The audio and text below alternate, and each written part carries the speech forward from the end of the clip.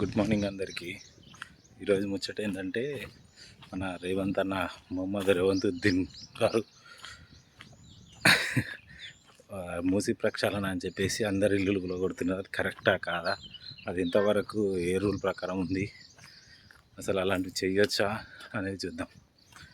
అయితే యాక్చువల్గా ఇది ఏమైందంటే టీఆర్ఎస్ గవర్నమెంట్ అంతకుముందుకు వాళ్ళ దగ్గర ఎఫ్టీఎల్ బఫర్ జోన్ ఇలాంటివి ఏవి లేకుండా అనమాట.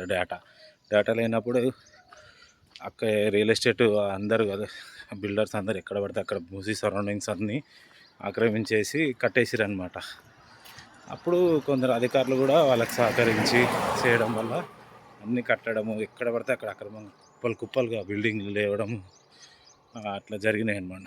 తర్వాత 2020 కరోనా టైంలోనే మార్చిలో కరోనా అయిపోగానే అక్టోబర్లో ఫుల్ భారీ వర్షాలు వచ్చి మనకు వరదలు రావడం జరిగింది. ఆ వరదలు వచ్చినప్పుడు మొత్తం అస్సలు హైదరాబాద్ ఒరిజినాలిటీ అనేది అప్పుడు బయటపడ్డది.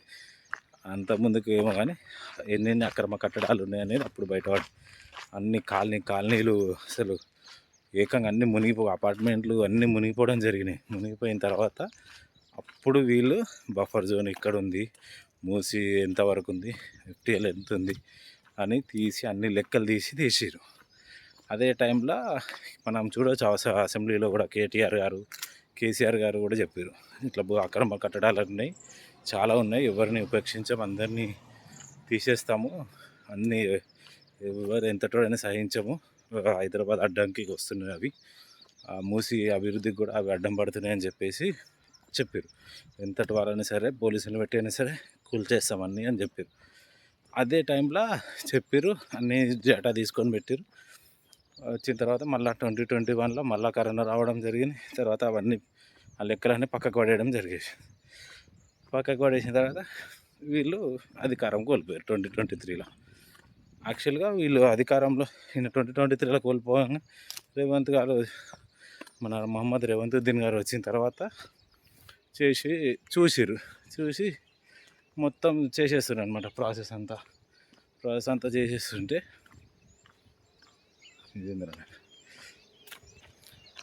మూసీ బఫర్ జోన్ ముఖ్యంగా మన రేవంతుద్దీన్ గారు మూసీ ప్రాజెక్టు మీద ఎక్కువ కాన్సన్ట్రేషన్ పెట్టారు. ఇప్పుడు ఈయనకు హైదరాబాద్ సపరేట్గా చేయాల్సింది ఏం లేదు, ఇంకా ఆల్రెడీ అంతకుముందుకున్న వాళ్ళు చేసారు. బీఆర్ఎస్ గవర్నమెంట్ ఎంతో కొంత చేసింది. ఇంకా స్పెషల్గా చేయాలంటే మూసీ గురించి ఒక్కటే ఉంది ఇప్పుడు ఆయనకు ఆప్షన్, దాని మీద కాన్సన్ట్రేషన్ చేసిండు ఎక్కువ. అది చేసాడు. సరౌండింగ్స్లోనే అన్నీ బఫర్ జోన్ అని ఎఫ్టీఎల్ అని చెప్పి అన్నీ కూలగొట్టేస్తా ఉన్నాడు. దీనికి మళ్ళీ ఈ బఫర్ జోను ఇవన్నీ తీసుకొచ్చిందే టీఆర్ గవర్నమెంట్. మళ్ళీ వాళ్ళే ఉల్టా ధర్నాలు చేయడం సిగ్గుచేటు అనమాట. అట్లా ఒకవేళ టీఆర్ఎస్ గవర్నమెంట్ అనేది అప్పుడే ఉండుంటే వాళ్ళు కూడా ఇదే పని చేసి అందరికీ పెట్టేటోళ్ళు అనమాట. వాళ్ళు కూడా ఇదే చేయాల్సిందే, తప్పదు. ఎందుకంటే ఆల్రెడీ తీసేసారు, అన్నీ తీసి పెట్టారు కాబట్టి వాళ్ళు ఒకవేళ గవర్నమెంట్ ఫామ్ అయి ఉంటే మళ్ళీ వాళ్ళు అదే చేసేటోళ్ళు. గవర్నమెంట్ పోవడం, ప్రభుత్వం కోల్పోవడం వల్ల రేవంత్ వచ్చి ఈయన చేసారు కాబట్టి ఈయన మీద బద్నాం అవుతున్నాడు. ఒకవేళ వాళ్ళు ఉంటే వాళ్ళు చేసి వాళ్ళు బై మిస్టేక్లో తప్పించుకున్నారు. అది లేకపోతే వాళ్ళు కూడా బద్నాం అయ్యేటోళ్ళు ఇదే విషయంలో. ఇప్పుడు అదే మ్యాటర్ మన రేవంతుద్దీన్ గారు మన అసెంబ్లీలో వాళ్ళు మాట్లాడిన వీడియోస్ అన్నీ చూసి ప్లే చేయడం జరిగింది. అట్లా వాళ్ళ తలకాయ ఎక్కడ పెట్టుకోవాలని అర్థం కాక సైలెంట్గా కూర్చోరు. ఇంకొకటి మన అసెంబ్లీలో కూడా కేటీఆర్ గారు కూడా కొన్ని అడిగారు, అవి కూడా కరెక్ట్ ఆలోచించాల్సిన విషయాలే.